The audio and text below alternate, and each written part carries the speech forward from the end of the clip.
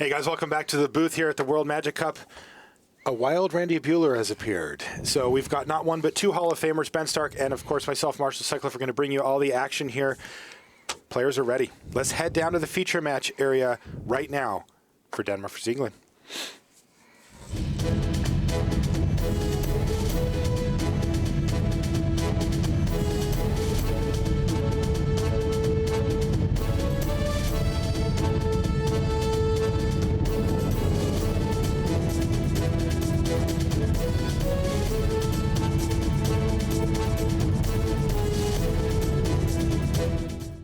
Hello and welcome to coverage of the World Magic Cup. We're in Nice, France. I'm Marshall Sutcliffe in the booth with Randy Müller and Ben Stark, both of them Hall of Famers. And we've got a semifinal match here between Denmark and England. Another semifinal match is also happening between the United States and Greece. But for now, we've got Fabrisio and Terry of England. You get a look at him there. First person you saw, Martin Müller. Take a look at him there. He's got his PT shirt on just to remind everybody. Yeah, these are the two national champions. These are the guys with the most pro points. They both chose to sit in the A seat, interestingly enough. The matchup is Mardu for Müller of Denmark versus Blue-Black Control for Antari. Ben, how do you like the Mardu mid-range versus Blue-Black Control matchup? Well, it does attack from several angles. It's got the ability to make tokens and go wide with Hordeling Outburst. It's got Planeswalkers that, don't die to, Bile-Blights or Drown in Sorrows, though Blue-Black does have Dissolve and Hero's Downfall to fight them. But, Sorin comes right into play and makes a creature, so that has the potential to 2-for-1 a Blue-Black deck and be very effective. Sarkhan, not quite as much, though you certainly do have to have an answer for it. It does have a lot of removal, which is pretty bad against Blue-Black, so that certainly favors the Blue-Black player. Yeah, I feel like the Mardu has really been feasting on the other mid-range decks in this format, and in particular, it feasts on Blue-White Heroic, which, by the way, in our other semifinal, the Greek Mardu deck gets to play against the American Blue-White Heroic deck. That's a big edge for the Greeks. Oh, wow. Yeah. The Blue-Black Control deck here, it's clunky enough that I don't feel like it is a great matchup against anything, my opinion as sort of a long-time control player, but this is actually one of the decks I think it's happier to sit down against. So I think it's Edge and Terry on decks. Now, what do you like for, what do you think about Ashiok Nightmare Weaver here on this board state? It looks like Goblin Rabble Master plus Seeker of the Way could certainly pressure Ashiok, but have chosen not to. Yeah, it was an interesting choice not to attack the Ashiok. You just let it sit there? Well, it was interesting. I mean, I don't mean that it was wrong. I mean, I really don't know. Yeah, Ashiok's a pretty controversial card amongst control players. Andrew Cuneo hates the card. Wow. Andrew Cuneo has been building control decks as long as there have been islands. Basically feels like it just does nothing. It sits there, you can ignore it, you plus it a couple of times, and then it just has no impact on the board state. Yeah. And now he definitely can't let him get a Butcher of the Horde, so he's got to at least hit it for a couple of points of damage. He doesn't have to knock it out, and especially with a Perilous Vault in play, there isn't that much incentive to knock it out. Now, he's going to have to hit it for more than a couple as well. Well, to deal at 7, but if he hits it for 4, he stops him from getting the Butcher. Yeah. Which is, I think, something he should do. I don't think you want to leave that option on the table. Although Muller's got 2 Chain to the Rocks in his hand that do absolutely nothing in the matchup. That's interesting. So like Ashiok turns on your opponent's removal. Yeah, that's a good point. So you're saying maybe just deal a lot of damage. If he let him put a Butcher into play. What does it do? You spend 1 mana and knock it away. Great. I don't know. Maybe I'm a little too much of a Cuneo fanboy here. It's kind of a problem, Randy, that if you Chain to the Rocks the Butcher and then Perilous Vault happens afterwards, it'll kill all the creatures and Chain to the Rocks. I mean, don't get me wrong. As you point out, the Mardu deck has a lot of removal, and you can just kill it again after that. Right. But I'm not sure if that's where you want to go. It's not unreasonable. If he has Burn in hand and he can play the aggressive role, I could definitely see him doing that. Like, if Martin's hand right now is Stoke Lightning Strike or something of that nature, the aggressive line might close out this game. Now check this out. Hordeling Outburst is going to hit the battlefield here and make and so this is Chain to the Rocks on nothing. Ridiculous. Chain to the Rocks is a prowess trigger there. Wow. And certainly Martin taking a line like Randy was hinting at. This is the most aggressive possible line he could take here. Right. And maybe he has some Burn in his hand to close out this game. He has a Crackling Doom. That's 2 points of damage. I mean, how much damage is Müller doing here? It's a lot. Looks like 4, 8, 10. 10, yeah. I think that Fabricio's down to 7 life now.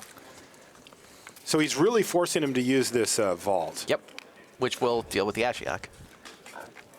And he makes Not a bad result. He makes this play, but it doesn't leave him anything to put on the board after the vault. And he did just put out a Hordling Outburst, a card that would have been really good on this turn. So I really don't like this line. It's too aggressive for you? Yeah, I mean, like I said, would make this play if my hand was something like Stoke Lightning Strike, and I thought maybe I could deal him the final 7. But his hand only has a Crackling Doom, which is only 2 damage. And right now, he has a Battlefield Forge and a Chain of the Rocks, nothing to put on the board. So unless he top decks something, he's going to just pass the turn back, and Fabrizio's going to get to untap with a clear board post Perilous Vault.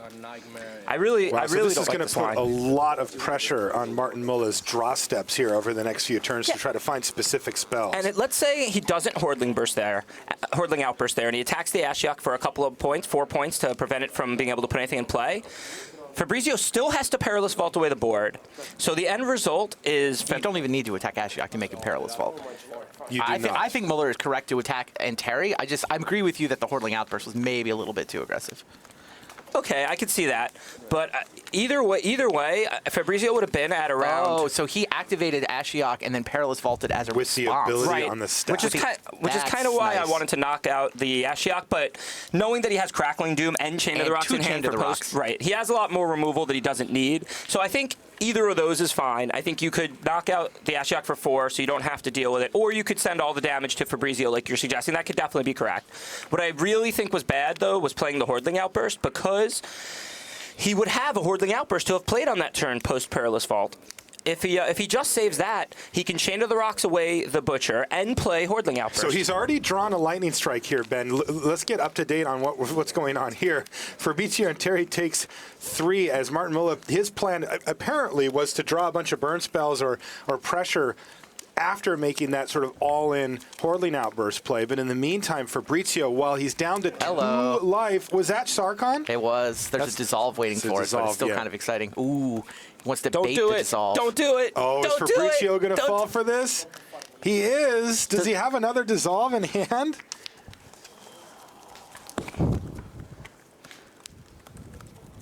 Oh, no. This could be bad. I mean, Müller doesn't have enough mana to cast the Sarkon this turn, right? Does he have a land? That's the question. I think he's only 1 short. I think he's 1 short. I don't know if he has a land. Oh, he must be searching from a fetch land, so he does have enough. And there's Sarkon. Disdainful Strokes. That's why he makes that play. And now he's managed to get the Seeker, which can potentially even gain lifelink. If he can get any prowess triggers on the Seeker. Because the card he didn't play around there was a second Lightning Strike. There might not be any more left in the deck. Did you draw Perilous Vault? Perilous Vault is a prowess trigger. That is a gigantic draw. Yeah. Wow. That takes away Plus 3 life. That just countered a Lightning Strike. takes away virtually all of Martin's outs. Stoke is no longer good enough. Same with another Sarkon. Same with any single burn spell. Anteri finds a Bile Blight, but he keeps ticking up Ashiok here. And bricking, he has missed twice on the last 2, and there's no trigger this time, so it's just 2 damage. Yeah, but Fabrizio at 5 now, no 1 burn spell can kill him. And there is the Sarkon off the top. It's a great draw. It is a great draw. No counters this time, and Bile Blight doesn't kill it. So is this going to force the Perilous Vault? Can Fabrizio afford to even take any damage from Sarkon here? I don't know. He's going to kill the Seeker. Interesting. Oh, it's killing the Seeker. He's not going for the attack. He's going for kill the Seeker. I don't really like this. If he attacked, it would basically force Fabrizio to vault. He could go to 1. Well, and then it would force him to vault the next turn if he didn't find an answer when he attacks again. And that would take care of the Ashiok and the Seeker for him. Goblin Rabblemaster I think he's worried about silence. is finally found. You can't play around everything. I mean, I don't know. I like to send the Sarkon there at Fabrizio. All right, well, this decision is similar to last time as Fabrizio has to decide if he wants to go to 1 or not. Yep. And he's going to go to 1. He does not fire off the Perilous Vault. What's the thinking there, Bennett? He wants to get 1 more activation, or he wants to get the Rabblemaster in? Or Rabblemaster doesn't quite kill Sarkon, does it? No, I don't know. I would probably have fired off the vault there. I guess he has outs. Like if he draws Heroes Downfall. He gets to make the same play of activate Ashiok, respond with Perilous Vault to get the Goblin Rabblemaster into play. Right, so he nets a Rabblemaster this way, but he puts himself in burn range. He did have outs. If he drew the Heroes Downfall or something, then he wouldn't even have to. Wow, lightning strike off the top for Martin Müller. And that should do it. Nothing in hand for Fabrizio, so he gets punished to the maximum for taking that 4. And Müller, with the most aggressive line possible, does pick up game 1 ultimately over Fabrizio Anteri. Wow. Yeah. Taking a look at our feature match area, you can see our other matches. David Englas in the middle right there in the suit jacket. He's playing against Tomas Enevoldson, playing blue-black control on the other side of the table. And why don't we jump in on that match right now?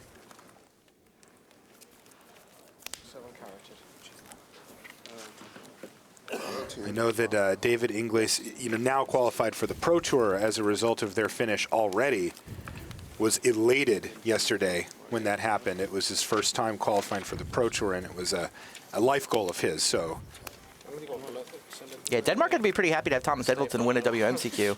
He's a Grand Prix champion. Won that Legacy Grand Prix with Death and Taxes a little while ago. He can play. Gives them a nice 1-2 punch with Müller. and here's dig through time from Enevoldson. He's trying to find answers. He's under some amount of pressure here, though it's not a ton. A courser of Krufix chipping away.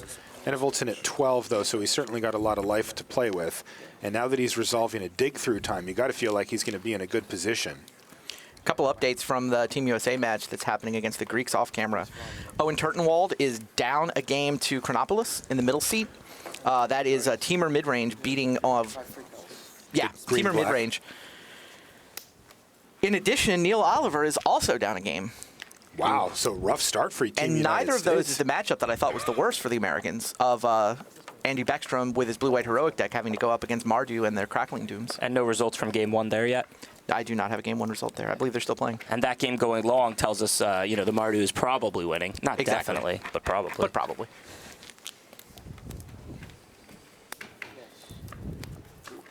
Okay, Perilous Vault. Does this look familiar? Yeah, we just saw Perilous Vault on the other side of the match there, but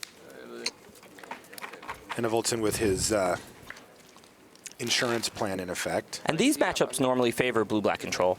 Blue-black control is a little slow. It has problems with really aggressive decks, but it's pretty good against these whip decks, these, Hornet Queen, Whip, Doomwake Giant decks. Speaking of whip, he's just going to play the whip right into the Perilous Vault here. Maybe he's got another one in his hand. I think that is likely. No, he does not. Even if not, Whip is not particularly key in this matchup. Perilous Vault is going to exile everything in play, so there's not really much for him to whip back. Okay. I mean, might be a Siege Rhino down there. Yeah, I mean, if he happened to have milled a Siege Rhino or played one earlier and had it die before we tuned in, I wouldn't put out that whip. This will force the issue, though, right? Like Enevoldson, if that is a Siege Rhino down there, is going to be under a heck of a lot of pressure if he doesn't fire off the vault and just lets Englas do this. So right, and if he doesn't play the whip, he doesn't want to play Siege Rhino because he wants that for post-Perilous Vault. Right. 2 points of courser pressure isn't going to force that vault. It's just going to allow the blue-black player to keep making land drops and start dig through timing and Jace's ingenuity end of Inglis's turn. Well, now we know that there's a Siege Rhino in the graveyard. I think there's a second, but I guess Enevoldson can try to get a big tempo advantage by letting David Englas. I don't even know if he can afford it. I think that he should. Does he just have to fire it off, or does he let him get the Siege Rhino back in, take the 3, and then exile everything? That's what I think I would do, because it depends on Enevoldson's hand a little bit, but there's nothing you love more than as a blue-black control player to untap with a clear board. Oh, it's beautiful, isn't it? Yeah, and 10 is still a lot of life. This Abzon deck doesn't really have a bunch of reach. It's not like it's the Mardu aggro deck we just saw with all the lightning strikes and Stoke the Flames. Right. So I think you can afford to let that 3 damage happen. USA now down 1 all the way across the board, by the way. Ouch. Yep. Another whip off the top there for Enevoldson, and it reveals another courser of Krufix. So he's got some action coming along. This gets kind of interesting here if you're in Inglis's side of the table. Yeah. He can really try to force the issue. Well, he doesn't want to Can commit. also just not. He doesn't want to commit more cards from his hand because he needs those for the post-vault game. And he doesn't need everything in his graveyard. So he should almost certainly go ahead and use the whip here. Might as well bring in a Siege Rhino. You get the 3-point drain, and you force the vault without playing any more cards from your hand. Apparently, I'm assuming that Englas said, let's go to combat. Right. Because Enevoldson would not have had priority at any stage there unless Englas gave it to him. And Enevoldson says, sure. We'll just get rid of everything. So in the end of that, Replacement whip, though. not too bad. Replacement whip for Englas, and of course there's a Siege Rhino or maybe even two of them still in the graveyard here, so not too bad. Right, and of course, when I was saying he should have whipped back the Siege Rhino, we hadn't seen that he just drew a second whip. Right. That's a good reason right there to go to combat directly because you can play a whip. All right, so he does that, gets a Siege Rhino back, and now instead of getting in for 3 off the trigger, he's actually going to get in for the full 7 here and drop Enevoldson down to 3. And now he's still got 1 Siege Rhino left in his graveyard to whip in. He does. So Perilous Vault has to take out the whip right now. Wow. David Englas really maneuvering here.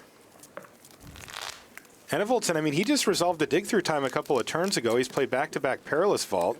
And like you said, Ben, he's forced to fire it off. No land drop, and the way is clear.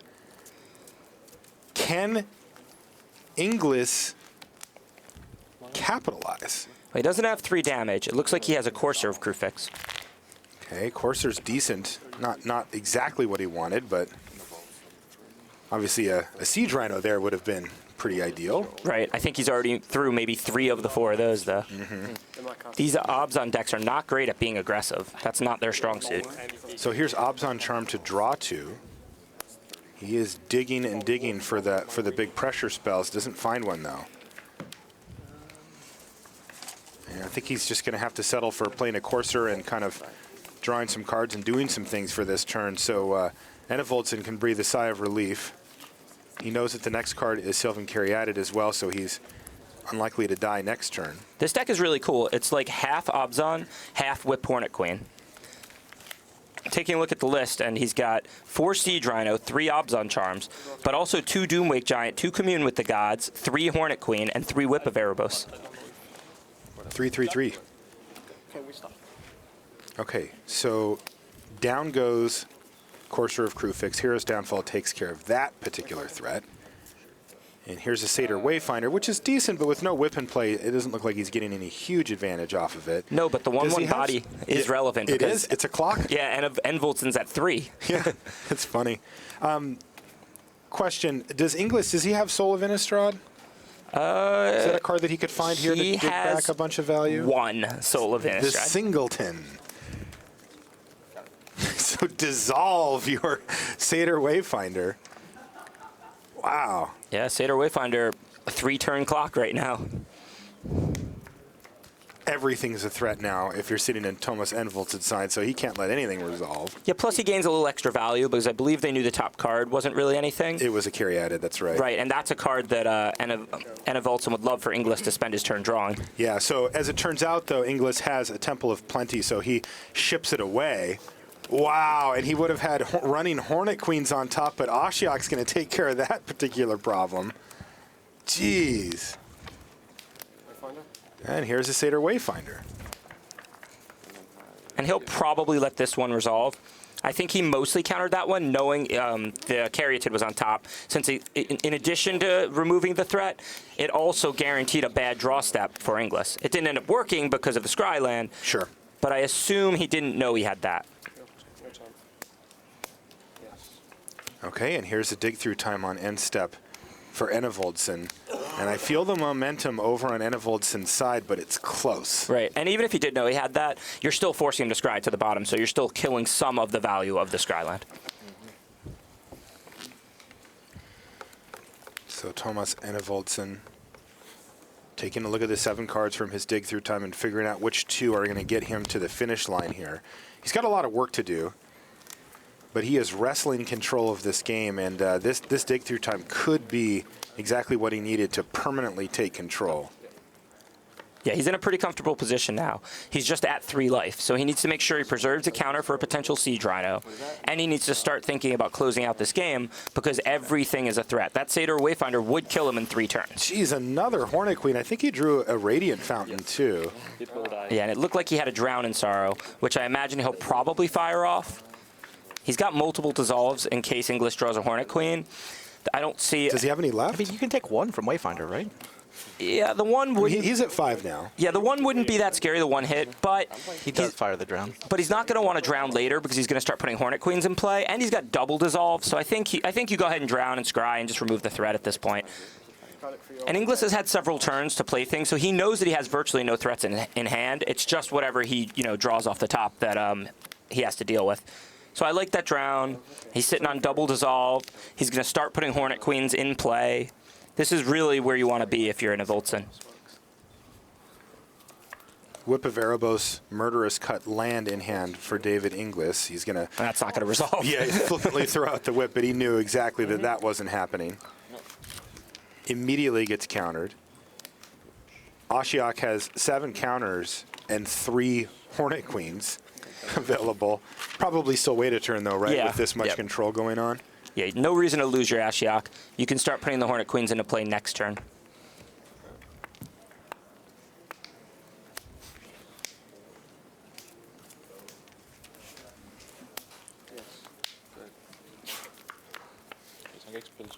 All right, Courser crew fix off the top here for David Englas. He can't spend his last dissolve on that.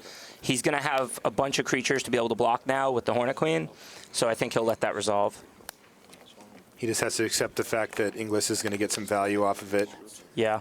Ooh, there's that Soul of Innistrad sitting on top. And now it's a game again. That's the one card that Enevoldson can't really deal with. But the problem is that Ashiok takes it, right? Ashiok can just take it. So the interesting thing, of course, is that Englas can prevent that from happening by shuffling it away. Oh, nice. With his windswept teeth. But then it means he's not drawing it, but it's probably better than letting Enevoldson have his mitts on it. Well, it's definitely better because, I mean, he needs to draw that card. He needs to draw it, and if it's sitting under Ashiok's reign, that's definitely not going to happen. So this is getting pretty interesting here. Right. Update on the U.S., by the way. Neil Oliver swept the board with an end hostilities. Treasure cruised after, but all they came up with was a couple of raise the alarms, which had been cleared out by a Drown in Sorrow. Ooh. Interesting. So here, this is very interesting, because if he puts the Hornet Queen in play, he would just draw the Soul of Innistrad, a card he basically can't let him draw. If he ticks it up, it's going to get shuffled away, so he doesn't permanently get rid of it, and he doesn't get to deal with it, and he doesn't get a Hornet Queen, but he has to make that play because Soul of Innistrad is the scariest card other than a resolving Siege Rhino. Also, his library looks very small, Englas. Like, he might just hit it again here. How many cards do you see there? And he's still got 1 Siege Rhino left, 10? I believe. There are not that many cards left in the library. Of course, it's the first card on top. Okay, but where's that 4th Siege Rhino? That matters a lot, too, if there's 1 left, which I believe there is.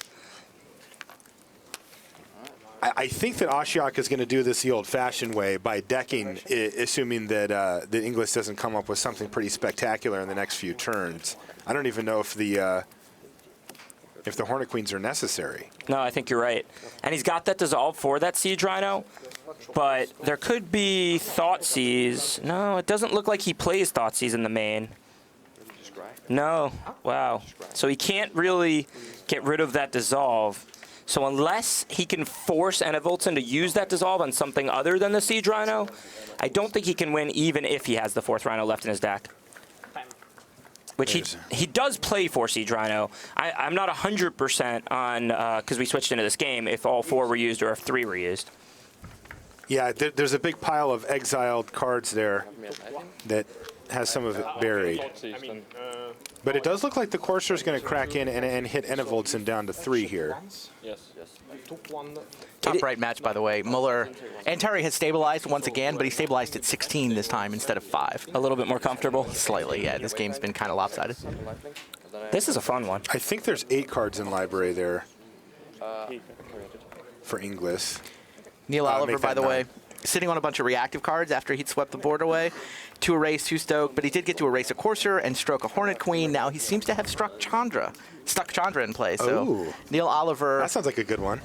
Yeah, no, he didn't have the ability to close the game when he got up some cards, but he now having stuck Chandra. Oh no, here's downfall. Never mind. They're still stalemated.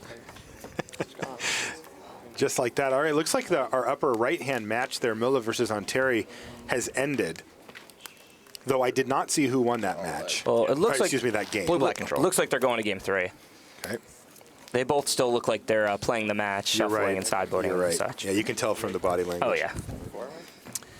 So Fabrisio and Terry equalizes up there. They're at 1 game apiece.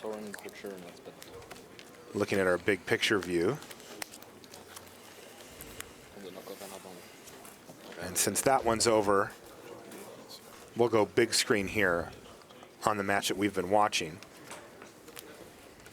Ashiok taking over in both sides of the table. I saw Fabrizio also had Ashiok in play when he won his game there. So Ashiok doing good work. Okay, Heroes Downfall to take down the second copy.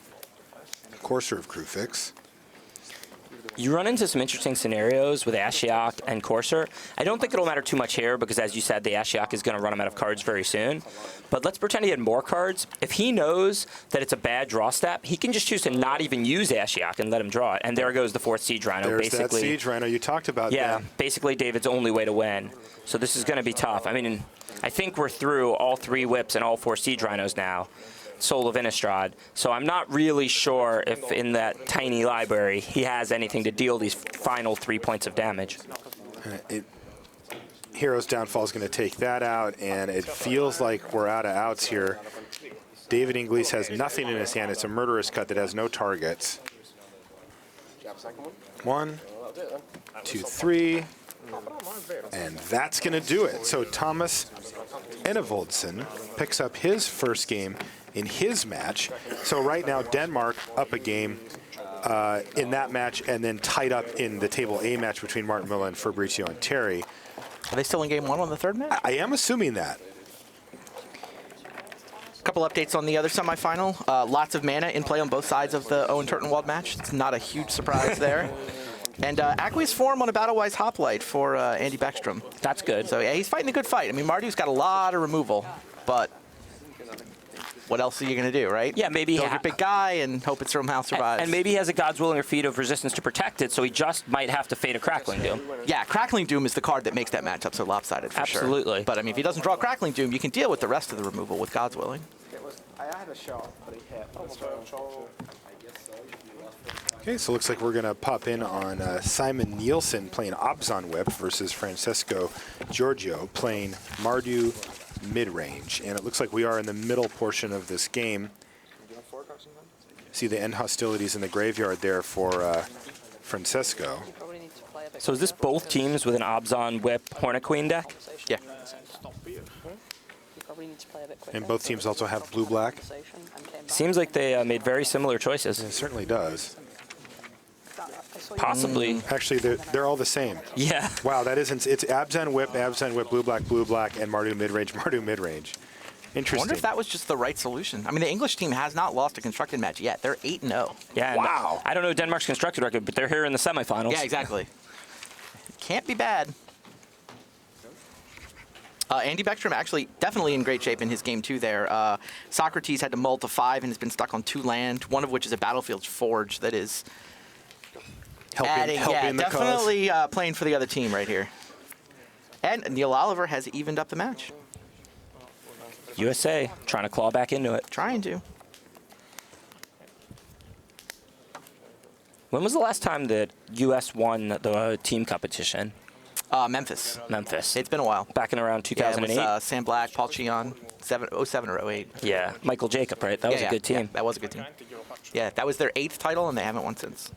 Go USA. We've had some pretty darn good teams since then. Yeah. Just haven't been able to close out. Brian Kibler, Luis Scott Vargas together on a team in the first World Magic Cup. That's the one that I was thinking of. Oh, Neil Oliver's win is kind of interesting. The opponent finally stuck a Whip of Erebos through 2 strokes and 2 erases, but Neil had exactly 11 points of burn. Charm, Stoke, Strike. We'll take it. Wow. And Owen Turtenwald has evened up his match. Ooh. Wow. So Owen's headed to game 3, Neil Oliver's headed to game 3, and Andrew Beckstrom looks like he's about to force a game 3. Very nice. Over here, it looks like we've got a pretty good board, too. Yeah, we certainly do. So there's a Butcher of the Horde facing down a Wingmate Rock. A little help from Chandra. A little help from Chandra there. A little help from Whip of Erebos. And Whip doing Whip's thing.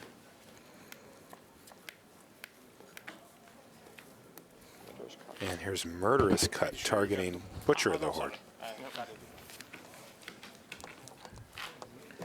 Okay. So it doesn't appear that he has double black still. No, he does. That's a Llanowar Waste. Okay. So does he have something to whip into play so that he can attack the Chandra for 5 and clear the board? I see he's got a Wingmate Rock down there.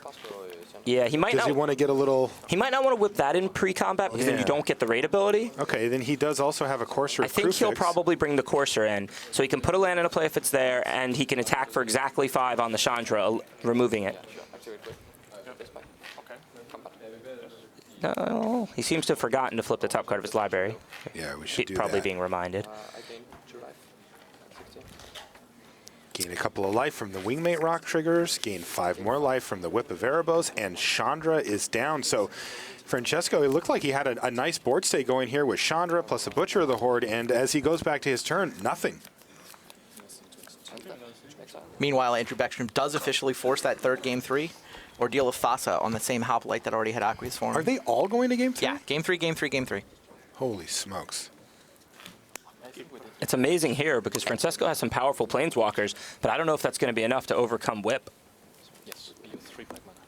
Yeah, Whip plus what will end up being 3 Wingmate Rocks. That's pretty rough. Also, it happens to be that Giorgio has Elspeth, which is just such a terrible matchup against Wingmate Rock. Right. Wingmate Rock is pretty good against planeswalkers. Yeah, really, really nice. So he'll be able to whip back the Wingmate Rock. Now, it gets a little awkward, right? Does he end up doing it post-combat to keep the token? Do you do it to get more damage in? It depends on the situation. I mean, if it just comes down to 3 extra damage, he'll certainly do it post-combat to get the token. But if Francesco plays Elspeth, for example, it may force him to do it pre-combat so that he can take out the Elspeth. The difference between killing Elspeth and not? It's always scary when there's an Elspeth in play. Yeah. Even though we know Simon can remove it, I don't know that he necessarily wants to mess around and let Francesco on tap with an Elspeth.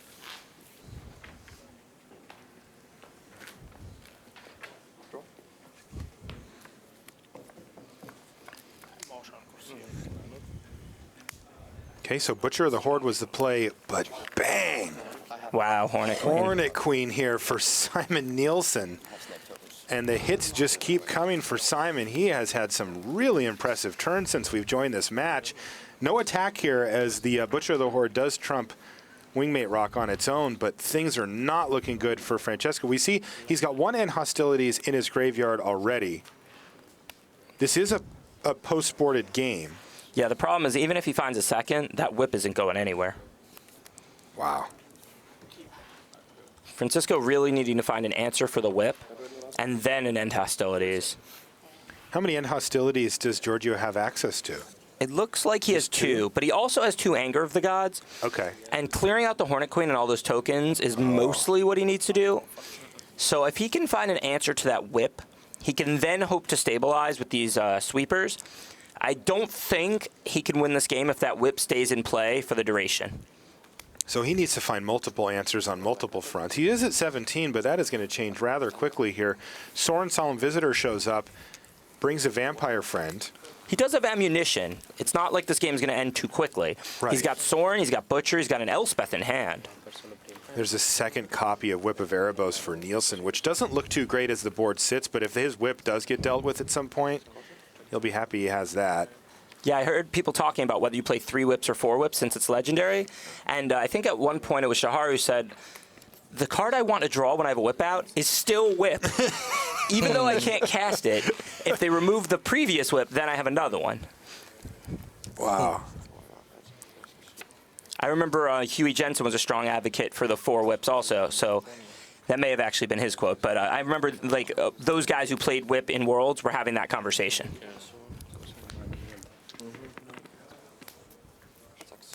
Okay, so Simon Nielsen's going to respect Sorin Solemn Visitor and send a bunch of insect tokens his direction. That puts him in the bin. First Game 3 to start in the USA semifinal, by the way. Neil Oliver shuffled the fastest, and alarms have been raised. All right, so they're underway over there. In the meantime, post-combat Wingmate Rock from the whip nets a 3/4 bird token out of the deal. Having joined this game when we did, Simon Nielsen has just had some super impressive turns.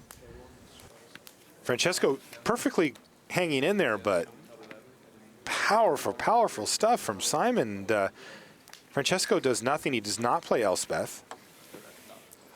He's holding Elspeth in hand. I mean, it certainly wouldn't really impact this board. It would just die to these flyers.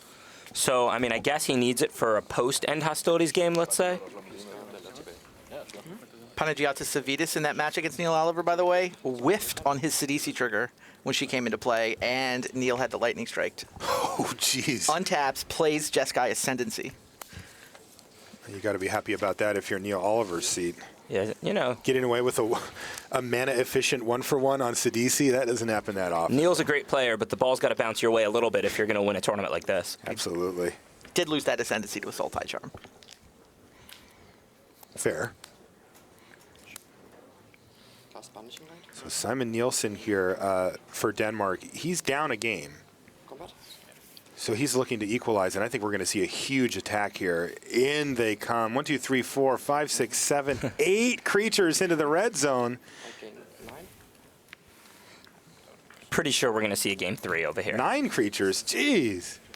Yeah, this feels inevitable, especially when you consider that Francesco has Elspeth in hand. Just doesn't do anything here. Yeah.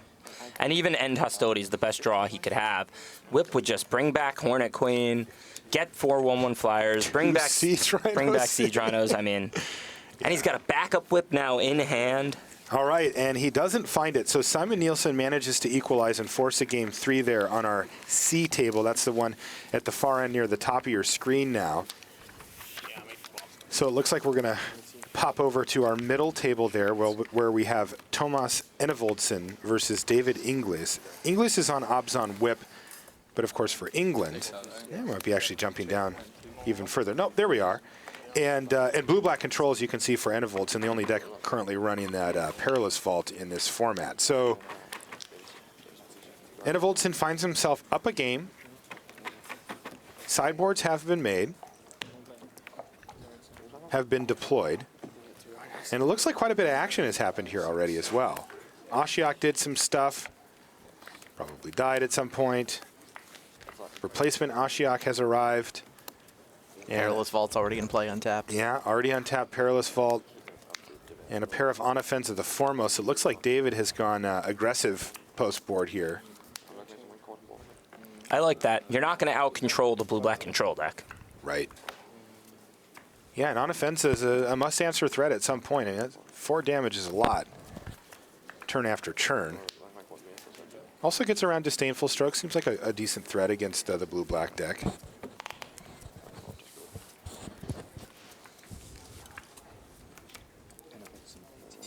There's David Englas from England. Treasure Cruise for Neil Oliver. I know we're all super familiar with the Americans too, and I've been telling the story a little bit from the American perspective, but I do want to say this Greek team has been quite the Cinderella story. Yeah, they really Heck have. of a story. Yeah, it's actually reminiscent. Greek did this in the European soccer championships. I'm going to call it soccer. In 2004, they managed to win the Euros. Came completely out of nowhere. Nobody thought they could do anything. Just upset, quarters, semis, finals. So wow. The country has actually a little bit of a history of pulling off exactly this kind of a surprise run. Yeah, and we saw them go into day 2, 32nd place on tiebreakers. We watched them win playing for day 2 in the World Cup, in the second group on the verge of elimination. We watched them win game 3, match 3 in the quarters. Drawing the land for end hostilities at 2 life. On the last turn, he could draw the land. Greece definitely willing to fight.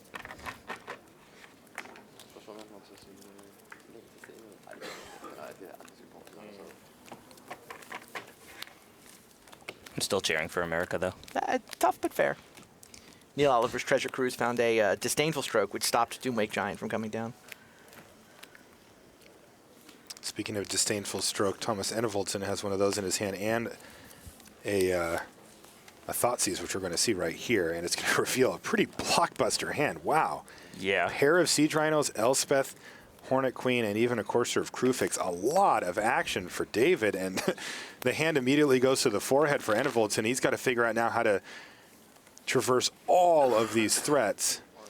Yeah, that's an amazing hand. Wow, yeah, plenty of lands on the battlefield for English, too, so he's just got home run, back to back to back. Perilous Vault is a great answer to slow threats. That's a fully loaded hand. But if Enevoldson has Dig Through Time, maybe a Dissolve, with the Perilous Vault already in play and active, it's not insurmountable. Now, the question I have here, though, is Is Enevoldson planning on using, like, he has to use his Perilous Vault at some point here soon, just given the board state that he's up against? He's facing 6 power. Like, is he compelled to use the Vault there, or can he fire off a removal spell on Doomwake? Yeah. Sort of continue this trend? And he's got Ashiok, so he can, you know, maybe put a few creatures into play and buy time. Even if he has to use the Perilous Vault, if he doesn't have to use it till end of turn, or he pulls off that activate Ashiok, you know, Perilous Vault in response trick, you know, he's not that far behind on board. Okay, so land is what was drawn for Englas. He finds another land on top of his library with his Courser, so he'll be able to play that. You can see Enevoldson went from, I'm in a good position in this game, to I've got my work cut out for me. Holy smokes, that's a lot of stuff. Yeah. He ended up taking the Siege Rhino out. And that tells David that he's probably got a counterspell or two in hand. So what he's taking out is one of the cheaper, powerful threats, not, say, one of the more expensive ones, because he probably is going to be able to counter Elspeth or Hornet Queen, and he doesn't want David to be able to do 2 things in one turn. Right. But David is going to kick things off with an attack for 6 here. I'm not sure if he is attacking Tomas or Ashiok. David has sort of routinely ignored Ashiok, but Ashiok seems to be quite worthy of attention at this point. Yeah, Tomas has a lot of life. I would certainly attack Ashiok. I know a lot of players like to ignore it a lot of the time, and I probably attack it too much. But this is not an aggressive deck that David is playing, this Obzon Whip. He needs to force this vault with just this board, and you clear the Ashiok and you make him vault. You hit him for 6. I mean, he could untap and put a creature into play with Ashiok. I mean, what are you going to do next turn? Right. Neil Oliver is just milking a Jeskai Ascendancy. He did get a second one to resolve. Just keeps looting, trading cards, but he's looting away his extra land. He's resolved 2 treasure cruises now. So he's just up 1,000,000 cards. And this is right up Neil's alley. He loves to grind. Yeah. We watched him draft a blue-green, very grindy deck in the top 8 of GP Ottawa a few weeks ago. He always seems to play these controlling, grindy decks in Limited and Constructed. Yeah, I mean, he is trying to attack with tokens through a Doomwake Giant. Yeah. So Doomwake Giant on the other side is not great news, but he's getting 4/2/2 tokens just attacking into it right now.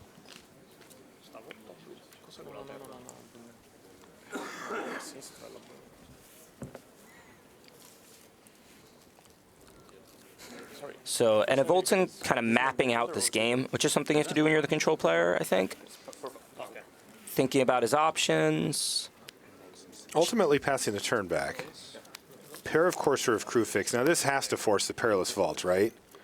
Yeah, the only question will be whether he takes the 8 so he can do it end of turn and have a clear board, or whether he does it when he attacks. Okay. Yeah, so those 4/2/2s were attacking. Lightning Strike after blocks to untap his guys. There's a Convoke and a Stoke. I think Andrew Beckstrom is, or sorry, Neil Oliver's going for the win right here. Okay. I think he has to do it end of turn because he knows he has Elspeth and Hornet Queen, and he can't let those spells resolve. So I think he has to take the large hit here. But if he does vault end of turn and untap with a clear board and a hand with some good counters and removal, that's not that bad a position for him.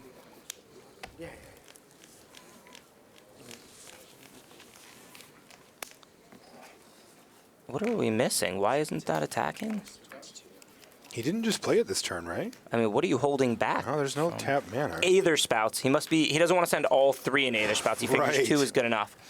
I don't like that play in this position with a Perilous Vault in play. Without one in play, that would be fine. Getting a little too cute there for your taste? Yeah, because I mean, I guess the damage isn't that relevant, but you never know if you're going to Siege Rhino him out with Whip and Siege Rhino. Yes. Did you pull that one in? So he attacked the Perilous Vault but there was no follow-up play there from Englas? Well, I think he took it and did it end of turn. He took it and did it end of turn. Thank you. So Panagiotis seemed to stabilize. He was at 7 with 2 Murderous Cuts in his hand. Stabilized at 4, but Neil Oliver had the Jeskai Charm. For the 4 damage to the face. So that's match 1 USA? That is match 1 to Team USA. We have 2 more Game 3s playing out. That Randy's giving us updates from not on-camera matches between Team USA and Team Greece, and it sounds like a real nail-biter on that side match. It does. Wow. However, we have another match win in, and it is Owen Turtenwald losing the middle match. So it's all going to come down to Game 3. of Andrew Beckstrom with his blue-white heroic deck against Mardu. Which you said you thought was one of the worst matchups. It is in one of the Standard. most lopsided matchups in Standard, yeah. In favor of Greece. In favor of Greece. Here it looks like they're sorting something out. Yeah, they're sorting something out. So I thought that was a good time to get the update on the USA-Greece match. And Enevoldson looks to be in a pretty good position despite that loaded hand by Englas here. If you get on tap with a clear board at 10 life and a hand as strong as Enevoldson's, Yeah, every turn is one. That's the second joke. you're really in a pretty good position. So meanwhile, off camera in this match, it looks like, was it Fabrizio and Terry winning his match for England? And Terry wins, you said? Yeah, Fabrizio and Terry has struck a blow for England. They're now up a match. Yeah, so he defeats Martin Müller. So that's going to put England up in they're the only ones who have won a match here.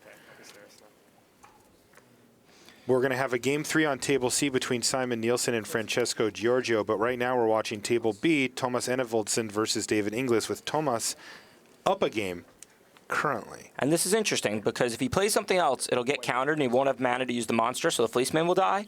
If he passes the turn, if Enevoldson can't do anything or he'd be able to monstrous that Fleeceman, the problem here is he's going to be able to do things end of Inglas's next turn. But he will trade 2 for 1. So this isn't going to just beat Enevoldson, but it will force action out of him. So what's going to happen is David's going to attack, and Enevoldson can say, I'll use a removal spell. David can respond with Monstrous, and then another removal spell from Enevoldson. Exactly. There might be other possibilities, but Enevoldson has to kill that Fleeceman, and he really doesn't want to let it go Monstrous. Fleeceman line a huge issue for these blue-black control decks if it manages to get Monstrous. I think Perilous Vault's the only thing they have, right? Right. If once it goes Monstrous. And already at 10 life, no Vault in play. If he has one in hand, he could just lay it here. Right, He's got enough life to lay it and take the hit from the Fleeceman. Radiant Fountain's going to give him a little bit more life to play. All right, so there it is. Perilous Vault, plus he's able to leave up Dissolve mana here. And there's a Monstrous, but Bile Blight's going to kill it in response. So David Englas sort of clears the way here. He's now got opportunity to resolve things. The problem is his opponent now has a Perilous Vault. Right, but he'll resolve probably a Siege Rhino since you get the Drain, and that'll force the Vault. Or he could try and resolve something more powerful like Elspeth or Hornet Queen just to really force it. The thing is, it's the Siege Rhino that you really want to resolve because you net the 3-point drain. Right. So that's the one I would play with my opponent tapped out.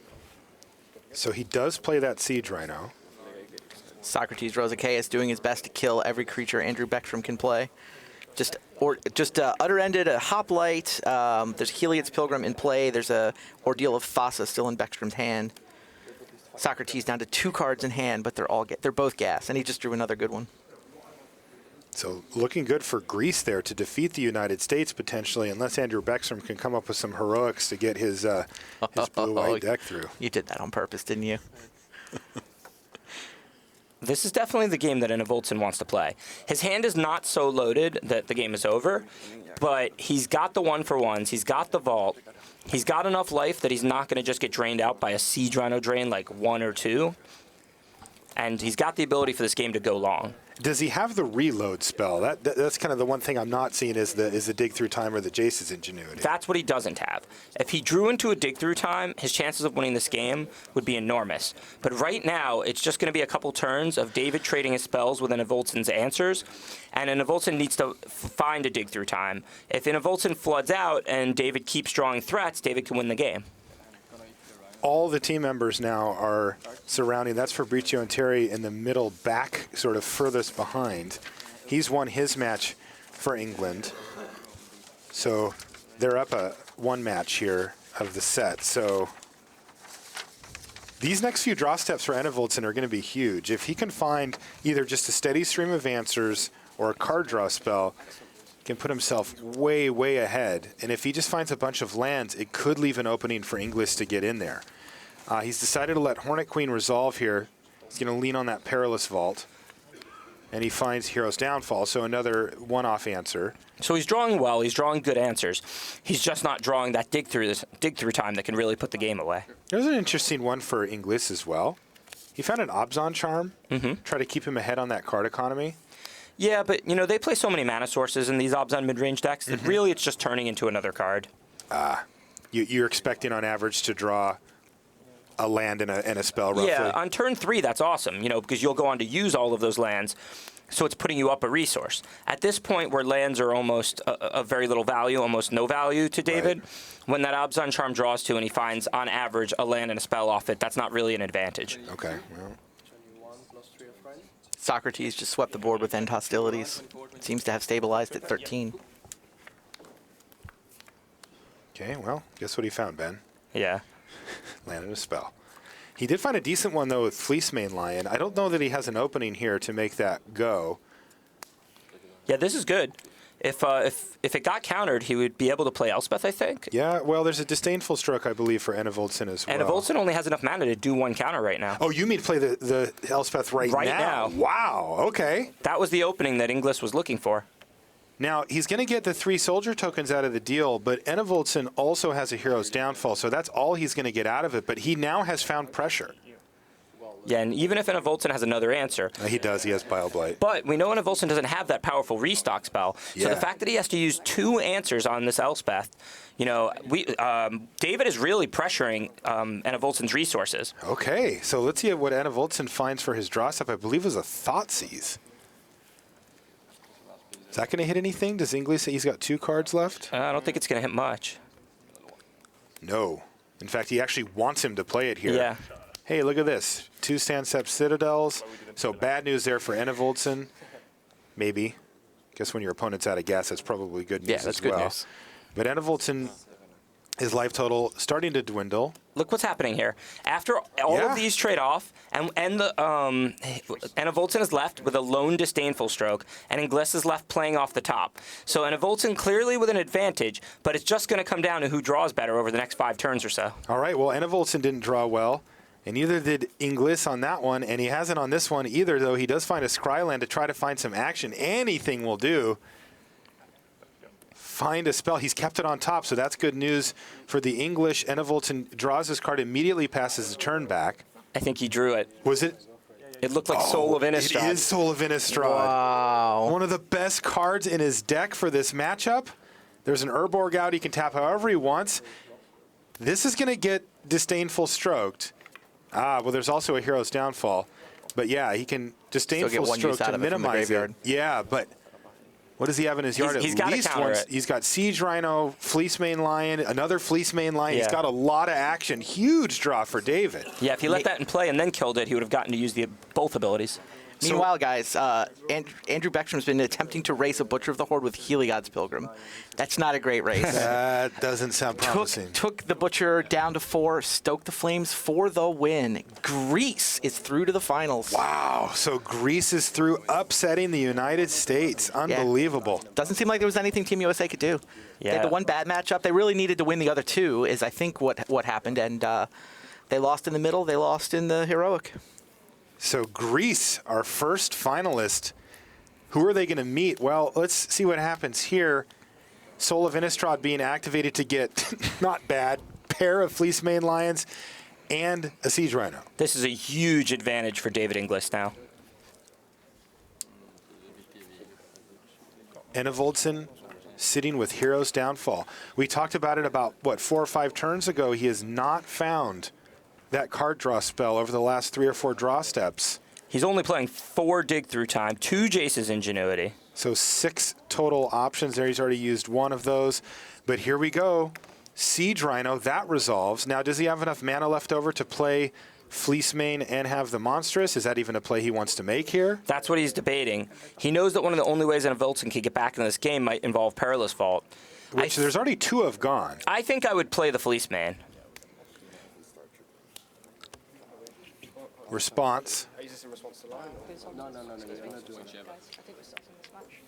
You pretty much know that he doesn't have a Perilous Vault in hand because it's a slow, expensive card, so Enevoldson would have already played it. So he's going to have to draw into it to get the 2-for-1. So if I was Englas, I wouldn't dump out my whole hand, but I like play the Fleecemane, make it monstrous here.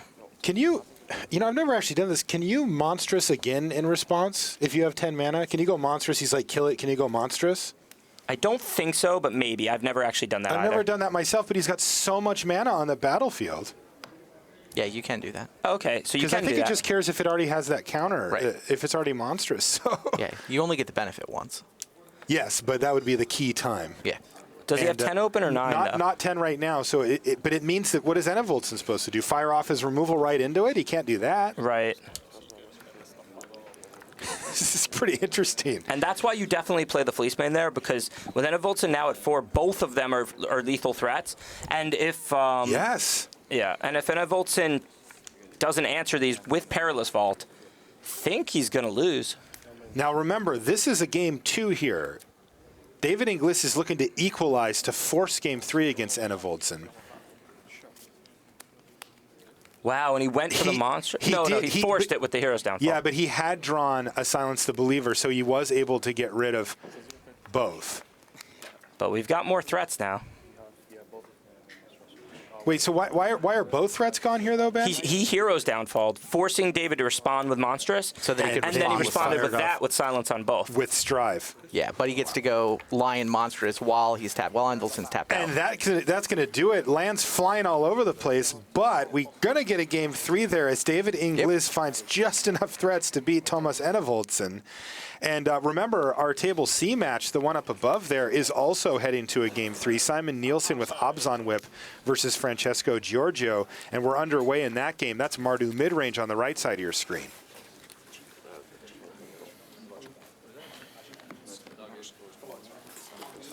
So, do we know the match count here? Yes, the match count is 1 for England right now. Fabrizio and Terry has won his match, and he's up. Otherwise, we've got 2 game 3s to play. Okay. So Denmark needs them both. Correct. They have to win both of them. This is Simon Nielsen playing for Denmark on your left.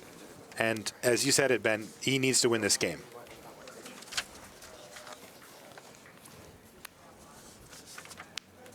Butcher of the Horde off the top for Francesco. Though he's not quite at the requisite mana to start casting Butchers. So what's the turn 3 play for him here? It looks like it's not a Rabble Master. It looks like it's nothing, including no land drop. Oh, that's never good. Wow.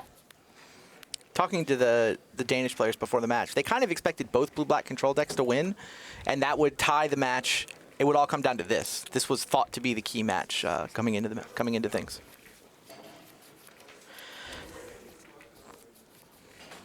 David Inglis providing a data point to prove that wrong by winning his game 2. Yeah, Maybe. before the match, though, he described his match as almost unwinnable. Interesting. Got one there, though, but I mean, English fans do not want it to come down to that game 3. They would like to win it here. Okay. That Abzan aggro deck is not very good at applying pressure, and we saw that Enevoldson had tons of time to find dig-through time and really go on to take over. The whip deck. The blue-black control deck. blue-black control deck. Yeah, You said Obzon aggro. Oh, okay, sorry. Yeah, Yeah, I was just making sure that we were on the same Obzon, page. yeah, Obzon aggro can pressure the blue-black deck quite nicely. Yeah, that can. This one can't. Yeah, but Obzon mid-range with Whip and Siege Rhino, it's a good deck. It's got a lot of great cards. It's not that fast. Yeah. Yes. The opportunity to play against that deck is why you play blue-black control. Right. Yeah, it kind of sounds like that Obzon whip deck comes to the table and says, do you want to grind? You know, blue-black says, yeah, we'll do that. Yeah, let's grind. That sounds fine to me. Yeah. One of the trumps we saw that game, Soul of Innistrad. That was huge, Yeah. right? But you said it's a one-of.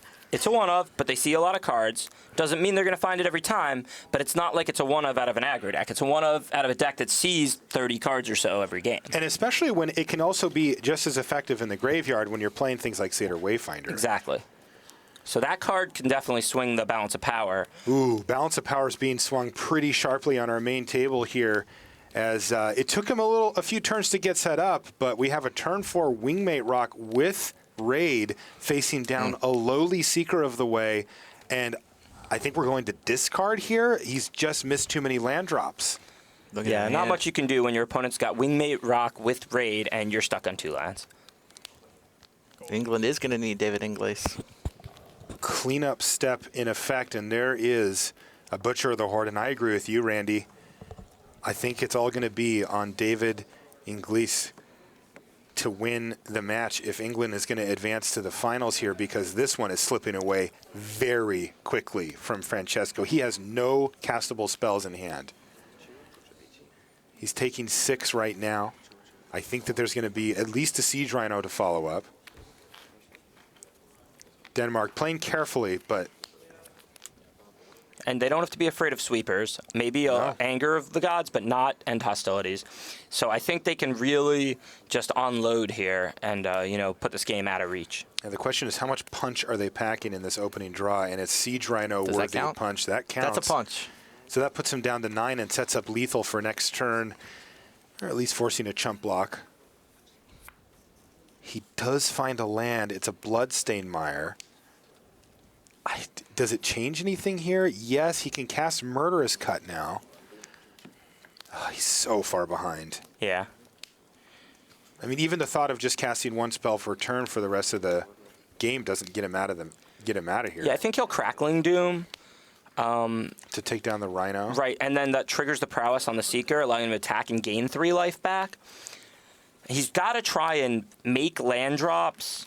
He can also do that on defense. It works either way. Yeah, but there's nothing for it to block if he Crackling Dooms. And Murderous Cut only gets cheaper, so that's not the one he wants to use here. Agreed. And what he needs to do is make land drops now every turn, not inside his control, of course, but there's plenty of lands in his library. Gain the life, kind of stay alive till turn 5 when he can cast and end hostilities. If he could do that, he could potentially win the game. Ooh, the door may have been shut even closer here as Simon Nielsen, in response, kills the Seeker of the Way, preventing any potential life gain from Francesco and just shutting the door here. He actually can't. He's going to kill him. Yeah. 3-6-7. It was the Pain land in the middle that did it, and the cards have been scooped, and that match is going to end as we see Simon Nielsen win for Denmark and force what we came for here, gentlemen. Game 3, match 3. Deciding game 3 in the third match to see who is going to advance to the finals to meet Greece. I love these game 3 match 3s. We've been spoiled. How many of them have we seen? I don't know, but we've got way more than I thought we would. I'm really happy with it. There's the calm-looking David Englas. He does look very calm. I don't think he's as calm as he looks. I think he's doing a really good job of pretending. I don't know. I mean, everyone has might be different wrong. personalities. You know, you see some people like myself who look very anxious in these spots, and then you see some people like Shahar who look like, the same as they're at home playing Magic Online from their living room. It does look the same. Everybody's got a different personality. Some people are cooler customers than others. David really does look calm. He really does look calm. That's why I think he's not. Yeah. I think he's trying to look calm. I'm always like bouncing my leg and, twitching my arm. Just, let's go, let's go. Okay, so bad news for England fans here. Englas has mulliganed to 5 to start this thing off. So maybe calm is a little sullen because, it's really tough to win on a mull to 5. That is true. Take a look at the Denmark team as they're poised to make it into the finals. If they can just get past England, they will be in. The English team headed up by Fabrizio and Terry. Not a lot of high-level experience between them. A lot of GPs. Most by Terry. Right. Most of the top 8s, anyway. Is it all of the top 8s? Might be all of them. European GPs are very tough, though. Oh, yeah. He can play. He's definitely developed a reputation as a very good player.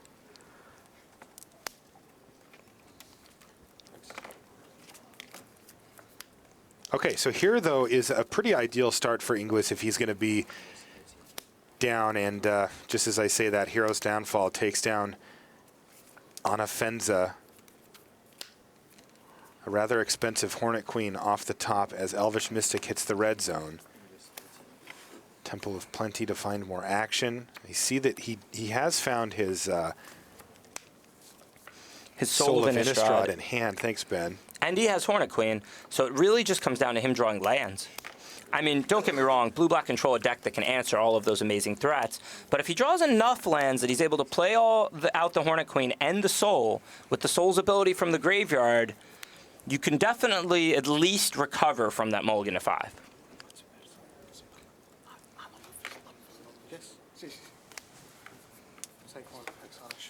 Okay, here's Utter End to take down Ashiok to stem the bleeding there, though. Two Not in a Fleece position Mane to ignore Lions down. Ashiok this game. Another hero's downfall off the top, and with every single land drop and spot removal spell off the top there for Denmark, they move closer and closer to making it to the finals of the World Magic Cup. And this game, Enevoldson does have dig through time, so it's going to be a tough one for David Englas.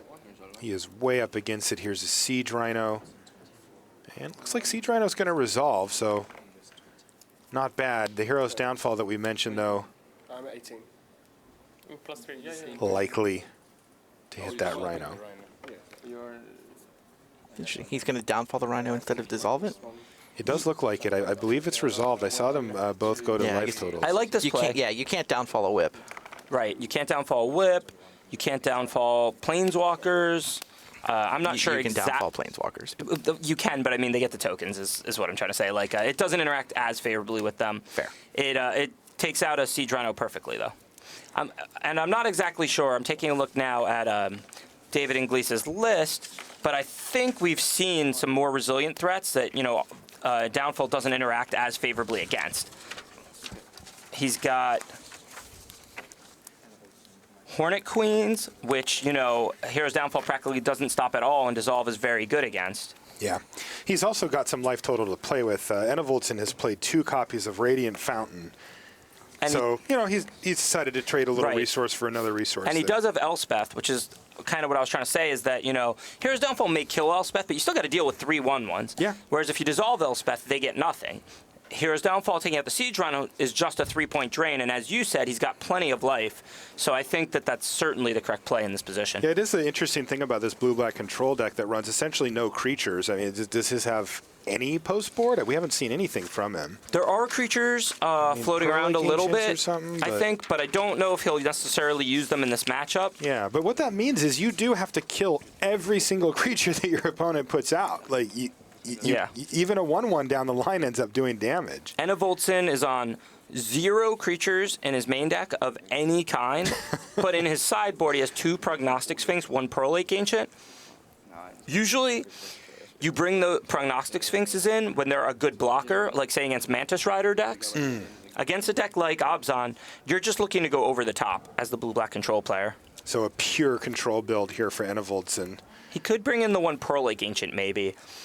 I don't think he would bring in Prognostic Sphinx. Yeah, like you say, it doesn't block particularly well. And this is one of the best matchups for Ashiok.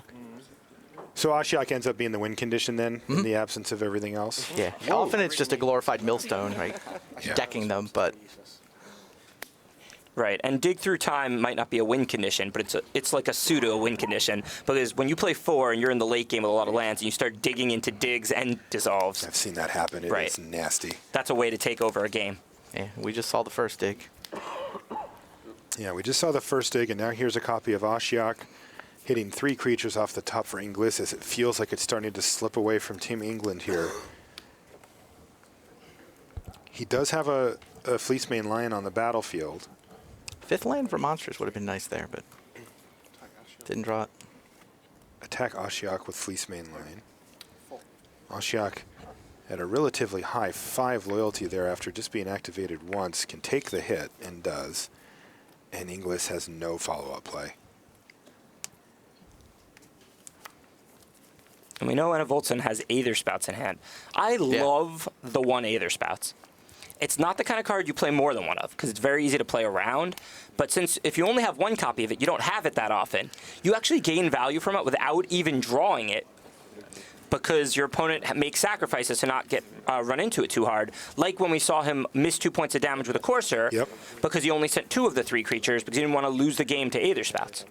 Whether or not that play was optimal is tough to say, but what's not tough to say is that Aether Spouts, without even being in Enevoldson's hand, just by being in his list, it gave him some value there. And it's only 1 spot. And sometimes it's just a huge blowout when it does go off. There's Divination for Enevoldson. I love that too, Ben. It's a great sub-game that gets played when you play cards like that. Right, I wouldn't want 2, but I love to have 1 floating around. Maybe even take it out for game 2 and just let them figure it out. Yeah.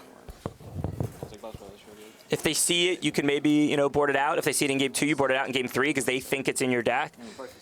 But you don't draw it that often anyway, since it's only a 1-of, so you can just have the 1 floating around. Yeah. And it is quite good. We have seen it do powerful things when resolved as well. So this is Ingles attempting to utter end. He wants to take Ashiok off the board, but I think it's going to get dissolved. Enevoldson wants to protect Ashiok. Ashiok does have 5 creatures stowed away there. Yeah, but not that much loyalty. No. Down to 2, I believe? It's also possible he's just going to dig here while Maybe back David up to stepped 4 out. after the plus. Yeah, up to Okay, 4. yeah, it dissolves the other end. And Bile Blight, your Fleece Mane Lion, as the Vice grips tighter here on this game in favor of Denmark. David really, really needs to draw a swamp here because he has Whip. And Enevoldson doesn't have a Perilous Vault. So if he can get this Whip in play, that's a way he can really start generating advantage turn after turn. He doesn't find it. He does find a threat in the form of Pelucranos here. Does that... That's not as good. No, it's a decent threat, but we know that Enevoldson has tons of ways to deal with it, including the Aether Spouts in his hand. So I don't think that's going to be a big deal. And Enevoldson doesn't have a counter, so if he doesn't find one, the Whip can still come into play, next turn or the turn after that. But I think for Englas to turn this game, it's going to have to involve Whip. So Enevoldson has a lot of card draw available to try to find an answer. In the meantime, he actually uses Ashiok's minus to make a Courser of Crufix, revealing another Ashiok, now drawing 2 cards off of Divination, and revealing a Bile Blight on top of the library. So still actually hasn't found an answer for a Whip if Englas is able to find that black mana source. There's not an Urborg in play, right? Always got to double check for that when people are digging for black mana, but it doesn't appear that there is one. Wouldn't that have been something if an Urborg out of Enevoldson gave Englas the double black to cast the potentially game-winning Whip when he was tapped out last turn? And Enevoldson's playing one. He's got Radiant Fountains and... David Englas does find black mana, but it enters the battlefield. He should shove this right back on top with the Aether Spouts. I don't see any reason to have to leave this kind of mana open longer, and you gain so much value here. Looks like he's considering just burying the Ashiok, but I would Aether Spouts the Pelucranos. It's not a huge play either way. You don't get to dig if you do that? Yeah, but you can just dig later. You don't need to dig yet. You're not under much pressure if you put that back on top. Yeah, if he knew about the Whip in David Inglis's hand, he would prioritize the dig. And this is a fine play. I mean, it's close. It would certainly have been reasonable to Aether Spouts that. It would certainly have been reasonable to just bury an Ashiok with 1 counter when you have a 2nd in your hand, I believe, and then dig. No big deal either way. Looking at the top card of your library, that's the 8th card of your library. It's not the top. I think he probably let it go mostly because it was on 1 counter, so he almost wanted it to die. The only thing is I really wanted to put the Pelucranos back on top so that I could untap all that mana and have no board, you know what I mean? Nothing that you're afraid of. And brick his next draw step, But it's a close play. So the lands are flowing now from the stolen Courser of Crufix. Yeah, I feel like Thomas did untap with nothing in play that he's worried about. Yeah, I mean, that's fair. Obviously, he's not scared of Pelucranos. The thing is, while he's not scared of Pelucranos, if he deals with it, like on this turn, it might create an opening for David to resolve Whip. Yeah, unfortunately for David, it looks like Disdainful Stroke is one of the cards that Enevoldson found. And interesting, there is now Urborg on top of the library for Enevoldson. But it may be too late. There was a window for Whip to hit over the last 2 turns, but Englas needed that 2nd black mana source and just couldn't find it. Right, the window mostly closed now that Enevoldson has Disdainful Stroke and Perilous Vault. And he even found another dig through time off that dig, right? Yeah. The window he did closing rapidly, well, I the would one say. nice thing is I think Englas drew his Soul of Innistrad. Right, and that can always... The window could be completely closed, but Soul of Innistrad is like you take a baseball bat to that window and just completely smash it into pieces. He has it in his hand. He played the Satyr Wayfinder here. Soul of Innistrad is the trump, the endgame trump card against control. Because even some of the really powerful things that David Englas can do, essentially at the end of the day, force Enevoldson to 2-for-1 himself, right? That's kind of the like, okay, fine, you've made an Elspeth, I'll kill your tokens and kill the Elspeth. But Soul of Innistrad does not give you that option. Well, yeah, I mean, it ends up being like a 4-for-1. It's going to be a 4-for-1 is what's going to happen. He's going to have to make sure that it goes to the graveyard after David plays it, and then he's going to have to deal with all 3 of the threats that come back. Right. And I don't think we'll see that in this game because with David mulling to 5 and not drawing that many lands, he's not going to have enough mana mana to play it and have 5 open to use it. Right. But a lot of games you do see that because the Obzon deck plays a lot of lands. We might actually get a window here where Thomas can let it resolve, untap, and go Perilous Vault, activate it. Which is if you what I think remove we the will soul see. from the game, then he never gets to activate that ability. He has the mana to do that already, so Yep. Right, that's what I think we will see. I think we're going to see that too. Brought in Dune Blast here. Dune Blast is an interesting one. Did not expect that to be in this matchup, but No, normally if your opponent does not have many creatures, you don't really want Dune Blast. I know that he can take his creatures off Ashiok, and he might have brought in the Pearl Lake Ancient, but still, Dune Blast is a little too situational to bring in against that. yeah, it's basically only good after Ashiok has gone nuts. And that's not really the game you want to plan for. Right, right. He must have just had nothing else. Dune Blast? Yeah, I mean, I'm fairly confident that Dune Blast was not correct. His sideboard isn't great for this matchup. You know, we saw the Anafenza, we've seen the Fleecemane Lions, so clearly he did bring in almost everything he could, and that Dune Blast might be replacing a removal spell or something like that. Just has no other place, yeah. Yeah.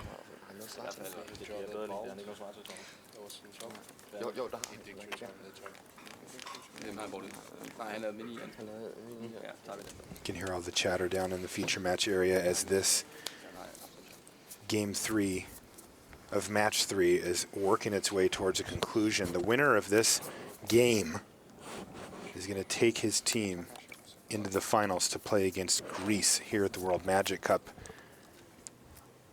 See which time. country can become Just waiting for there to be World 2 Magic Cup attackers for the champions. Aether Spouts. Yeah, I You mean, got that extra value. yeah, I mean, don't get me wrong. That was a totally close play that turn. I would never fault anyone either way. I don't think putting the Satyr Wayfinder on the bottom was key. And David was wisely never attacking with that Elvish Mystic. Yeah, the Wayfinder offering very little value as a 1/1 body at this stage in the game with Enevoldson at 19, but the Mystic still adding value as a resource. All right, now David is thinking about tapping out for Soul of Innistrad here. Or he can try to get a whip down. He's kind of pointing at his different options. Yeah, Soul of Innistrad Yeah, he's going to is go for the choice. soul. And Thomas has a Disdainful Stroke. Oh, he's got Silence the Believers. Oh, he's got Silence as well. Yeah, so wow, we'll yeah, just all take kinds of all exile of that effects. off the table as this allows Ashiok to hang around. It doesn't force Enevoldson to play a Perilous Vault and activate it, losing his Ashiok in the process. So The the Aether grind Spouts Ashiok continues. combo. Yes. Put it back on Enevoldson, top. I'll take that. Thank you. Enevoldson kind of, you know, trotting down in the home stretch here. Yeah, it really does look like he is in the finish as David Englas is running out of time here. His library is starting to dwindle, and he has just no action going on with plenty of answers in hand for Enevoldson. Finally got to 7. He did. That's going to get countered here with one of the 2 counter spells sitting in hand for Enevoldson. Yeah, this should be a Disdainful Stroke. Yep. Scry 1 is great, but there's no reason not to hold the Dissolve in case he has a cheap threat. Not that you're that scared of any of the 3 or less mana cards, but, you know. But, we saw Wow. Fleecemane Lion be Right. an issue. Dig came off the top for Enevoldson. What is he? He got the... Nothing like when you get your Ashiok big enough to make your own copy of Hornet Queen, and Hornet Queen obviously very terrible for David Englas as well. Like, that card's just tough to deal with for any deck, especially his when he's sideboarded to try to beat a control deck here. So this could shut the door Time to do the counterspell check. quickly. You get a counterspell for this whip? Oh, yeah, this isn't going to resolve. And He David might. knows it's probably not going to resolve, but he's got no choice but to hope. He should certainly cast Cross it. his fingers. He should certainly cast it, and Enevoldson could dig in response or just dissolve it. At this point, you know, he's in such a comfortable position that I don't know if he's going to think about those kind of nitty details. I would Even probably, scries to the top. yeah, I would have probably dug in response. This way, you can find Disdainful Stroke, and then you can scry if you dissolve it after the dig. But all of this Right. is kind of academic at this point. He just decides it's not even worth digging. He knows he's got the good one on top. He's got the Hornet Queen that can start bashing for 6. It's actually just a 3-turn clock Yeah, against no, it's a Englas, race who's- between Ashiok and Hornet Queen now. You deck him So or it's a kill him race with between damage? 2 of Enevoldson's cards to see Yeah. which is going to win the game first. That's Something right. like that, yeah. That's what the race is right now, Ben Stark. It is firmly in hand for Enevoldson. Denmark down the stretch, looking to make it into the finals. Greece awaits. And here's more icing on the cake for Enevoldson. Jace's ingenuity to make sure that those answers stay intact. All European final either way. I don't know anybody who had Denmark versus Greece picked out the tournament. Beginning of True the tournament. underdog finals. Yeah, I mean, the Danish team has got a couple of names that people will people know about. The Greeks are the true Cinderella. Yeah, but not, magic powerhouse countries. Definitely not countries with huge, platinum pros or anything. Oh, yeah, and we will have a new World Magic Cup winning country. Neither's won before. Very cool. I mean, there were a lot of pros in this top 8. I mean, we saw Willie Adele, Ivan Floch, Matej Zadelkai. So I just saw that Enevoldson showed him what he has, and that's going to do it. Denmark is into the finals. They had to take him all the way to the last game against England, who fought it out, but is going to have to settle for a semifinal finish here at the World Magic Cup as Denmark is through to the finals. They will be playing against Greece. You guys just mentioned it. All Europe, all underdog finals here at the World Magic Cup. Yeah. Like Randy said, Greece is definitely the underdog against Denmark, but both teams, it's a surprising finish for them. It's a great finish for them. Not really Magic powerhouses, definitely, an underdog story. I mean, I like the Denmark team. Müller was in the Rookie of the Year race for a while last season. I think he finished top 5 Rookie of the Year. Enevoldson's got a Grand Prix win. I mean, those guys have been around a bit. Mm-hmm.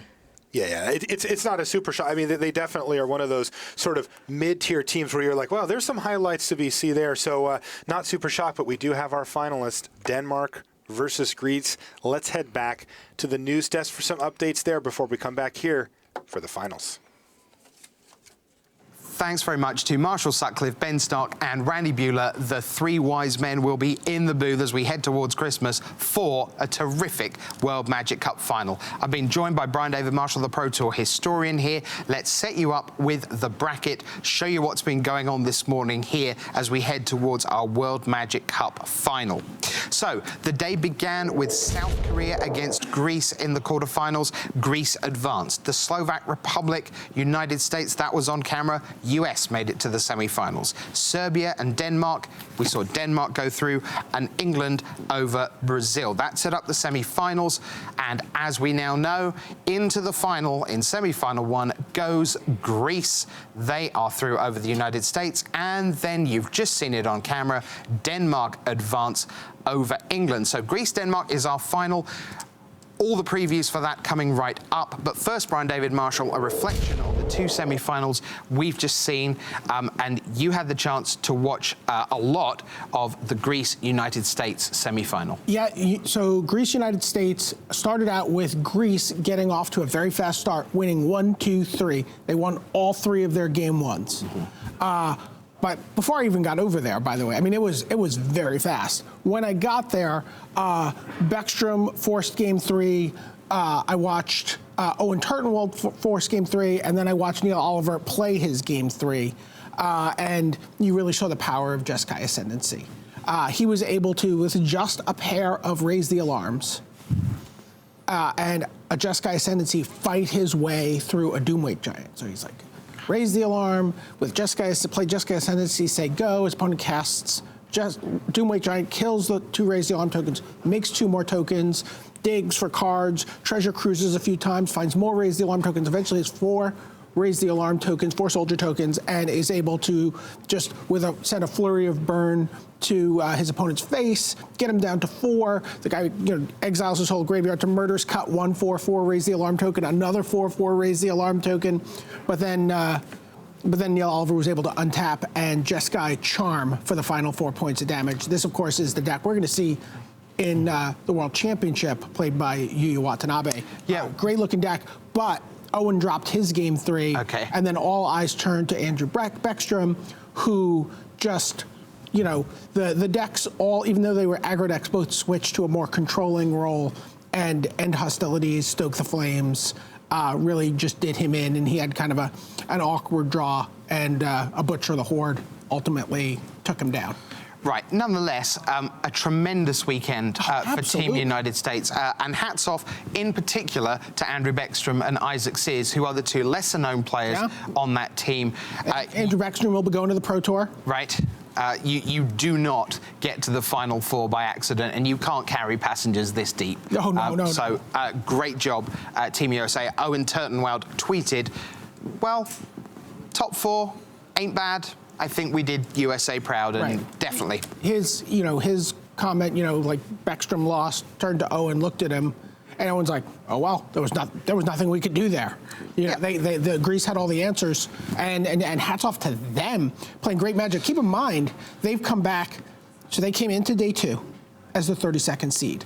They advanced to the second round of pool play as the 15th out of 16 seed, and come into this top 8 as the 8th seed. Right? I mean, they've been underestimated, fighting from behind, really having to scrap their whole way through, and now they're in the finals. Right, and as you say, in the end, they got there by just being given the chair. Each time when the music stopped, they were the last into the seat.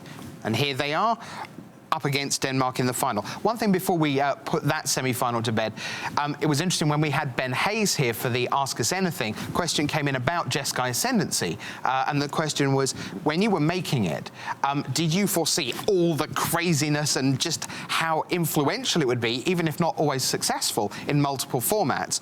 Or did you basically think you were making a glorious anthem with a bit of a twist? Right. And most of the answer was, well, primarily, yeah, we were kind of thinking of it as an anthem. And just there, you're describing classic gameplay of white weenie decks since 1994. Sort of. At the same time, Neil Oliver's using it as a crusade effect, but he's also able to go Treasure Cruise past the turn, untap Treasure Cruise again, with mana up, because he's just cycled through so many cards with the looting ability of the Jeskai Ascendancy.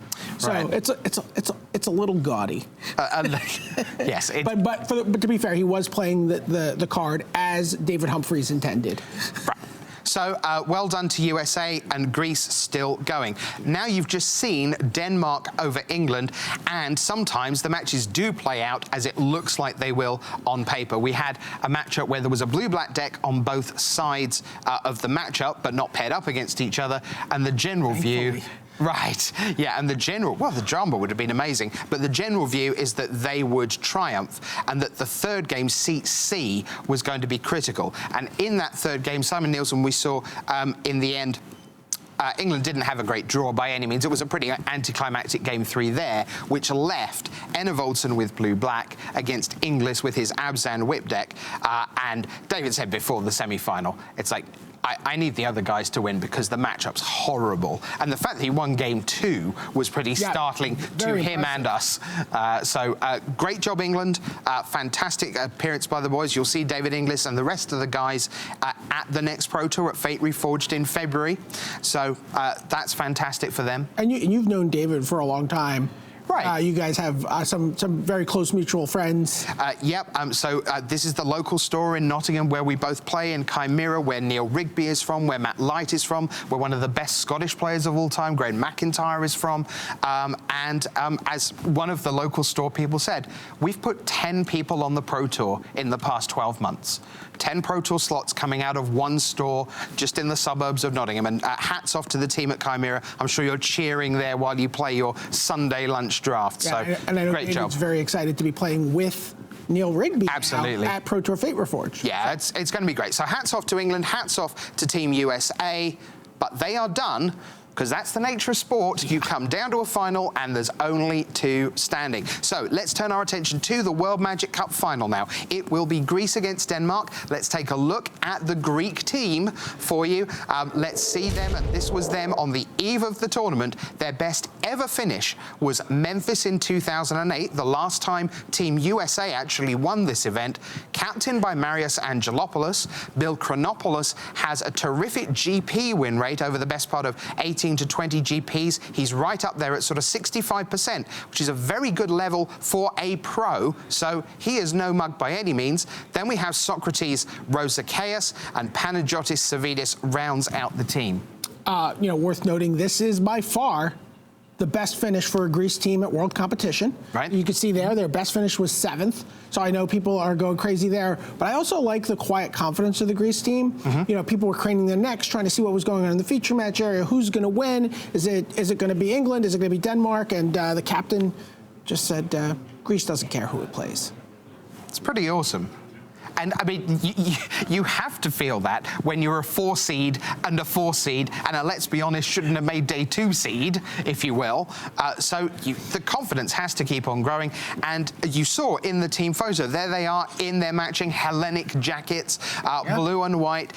Hellenic national team, it says. Right. And I can tell you that in 1996, when Greece won the European Soccer Championships, I was in an English city I was not used to. I was staying in a hotel, and there was a big Greek community there, and the streets went nuts. It was like a New York ticker tape parade in this quiet English city. I can tell you that the Greek community in England will go nuts if they win, and the Greek Magic community, wow, there'll be some partying in a few hours' time if they can get the job done.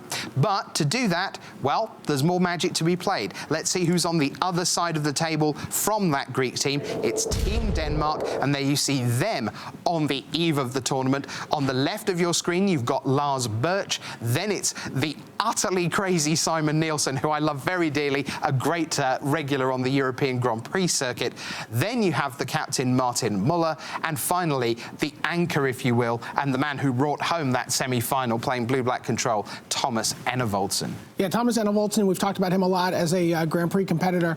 I know I was talking to Lars Birch in between rounds. He was very excited to be going back to the Pro Tour. He hasn't been there in 12 years. Wow, that's awesome. His last Pro Tour was Pro Tour Osaka 2002. Very excited to be going back, and the Danes are very excited to have a full team going to the Pro Tour. They all live within, an hour and a half drive of each other. They're going to be able to practice. They're going to be working with Lars Dam for that Pro Tour. Oh, awesome. The Dane living in Thailand. And they're very, very excited about, this sort of, Martin Müller has put up some fantastic finishes. He's put up some really solid money finishes and has been stringing together qualifications on the Pro Tour. So they're really hoping that we can see, the Danes rise as a Magic nation. The thing is, it does achieve critical mass because it isn't even about a team as such in the way that we talk about CFB as a team, for example. It isn't quite about that. It's just that when you qualify for a Pro Tour and you are the 5th